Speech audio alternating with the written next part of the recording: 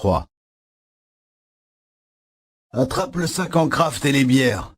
On va casser la croûte au soleil. Mon père claqua la porte du pick-up. Je remarquai qu'il portait sous le bras le cartable en cuir fatigué que ma mère lui avait offert, lorsque j'étais enfant, à l'occasion d'un de leurs anniversaires de mariage. Je posai la glacière sur une table en bois près du barbecue en briques construit à une dizaine de mètres de l'entrée de la maison. Depuis 2 décennies, ce meuble de jardin et les 2 chaises Adirondack qui l'accompagnaient résistaient, je ne sais trop comment, à tous les assauts des intempéries. Le soleil était haut dans le ciel, mais l'air était vif. Je remontai la fermeture à glissière de mon blouson avant de commencer à déballer les lobster rolls. Mon père sortit de sa poche un couteau suisse, nous décapsula 2 Budweiser et prit place sur un des sièges en cèdre rouge. « À la tienne !» dit-il en me tendant une bouteille. Je l'attrapai et vins m'asseoir à ses côtés.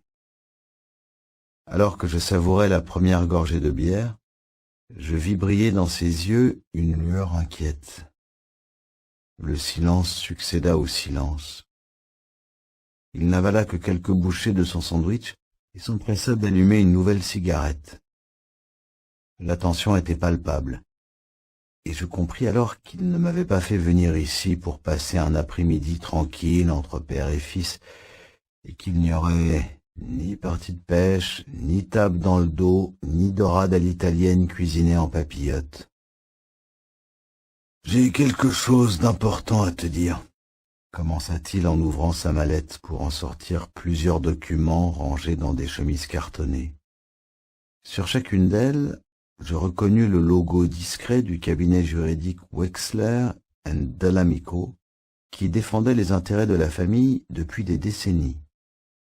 Il prit une longue bouffée de tabac avant de poursuivre. « J'ai décidé de mettre mes affaires en ordre avant de partir. » De partir où?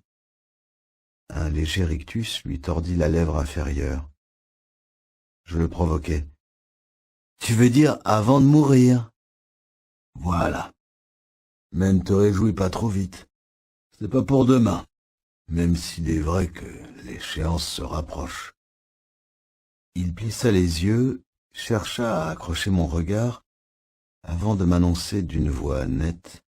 « Je suis désolé, Arthur, mais tu ne toucheras pas $1 de la vente de l'entreprise. Pas $1 non plus de mes contrats d'assurance vie ou de mes biens immobiliers. » J'eus du mal à cacher ma stupéfaction, mais dans le flot des sentiments qui m'envahirent, la surprise prit le pas sur la colère. « Si c'est pour me dire ça que tu m'as fait venir jusqu'ici, tu n'aurais pas dû te donner autant de peine.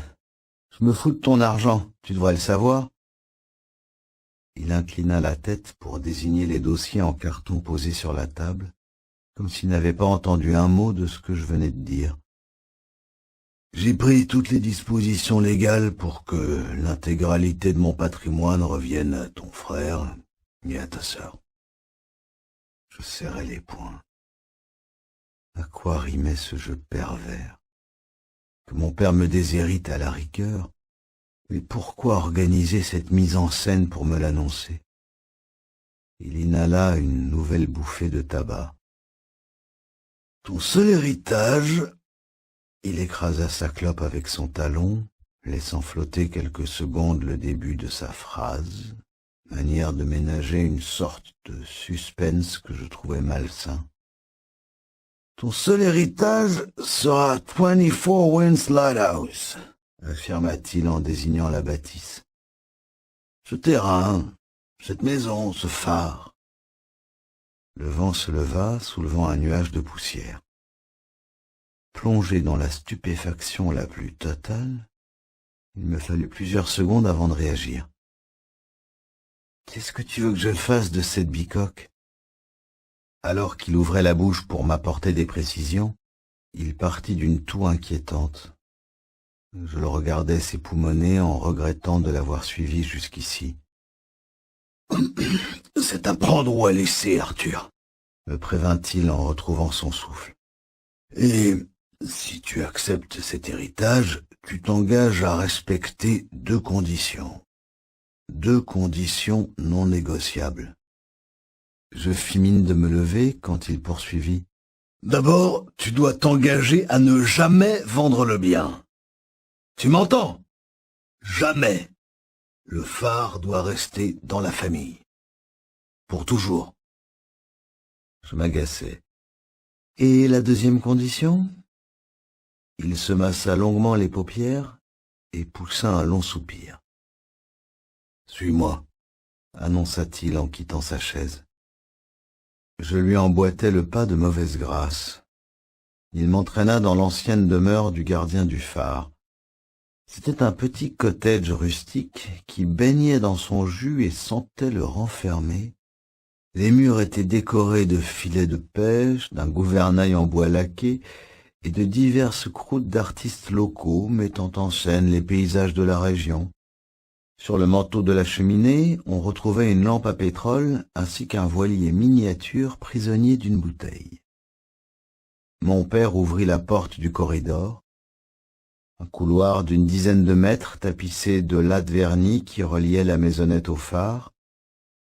Mais au lieu d'emprunter les escaliers pour rejoindre le sommet de la tour, il souleva la trappe en bois qui permettait d'accéder à la cave. « Viens !» ordonna-t-il en sortant une torche de sa mallette.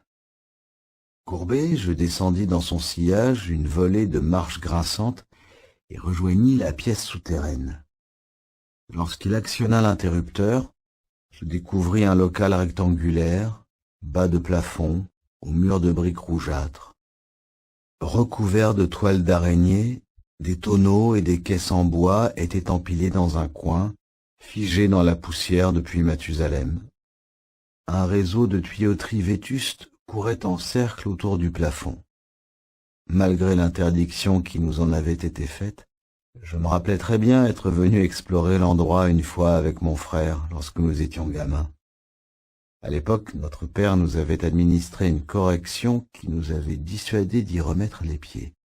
« On joue à quoi au juste, papa ?»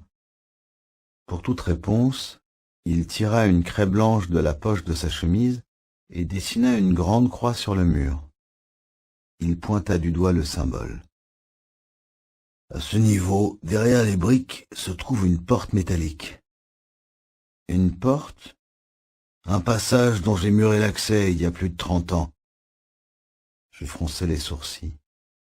Un passage vers quoi? Mon père éluda la question et eut une nouvelle quinte de toux. C'est la 2e condition, Arthur, dit-il en reprenant son souffle. Tu ne dois jamais chercher à ouvrir cette porte. Pendant un moment, je crus vraiment qu'il était devenu sénile. J'avais d'autres questions à lui poser, mais il s'empressa de couper le courant et de quitter la cave.